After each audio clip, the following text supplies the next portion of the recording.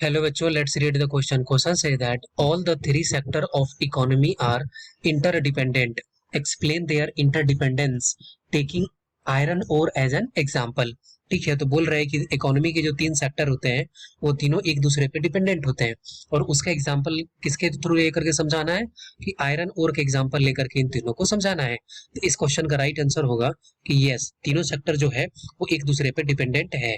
ठीक है, अब अगर एग्जाम्पल के लिए लेते हैं तो आयरन ओर जो है उसको डग आउट करते हैं, निकालते हैं किससे, अर्थ से निकालते हैं। ठीक है, थ्रू द प्रोसेस। ये क्या हो गया, ये हो गया प्राइमरी, ये हो गया प्राइमरी सेक्टर। ठीक है, प्राइमरी सेक्टर हो गया। उसी ओर को ट्रांसपोर्ट करके ले जाया जाता है किसी पास के इंडस्ट्री में, तो ये क्या हो गया, ये हो गया टर्शियरी सेक्टर। ये हो गया टर्शियरी सेक्टर।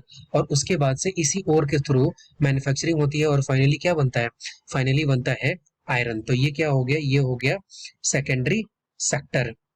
तो ये क्या हो गया कि आयरन ओर के थ्रू हम लोग ये समझ सकते हैं कि तीनों जो है वो एक दूसरे के साथ डिपेंडेंट है। ठीक है, और यही हमसे वो पूछ रहा है। I hope you will be understood it well.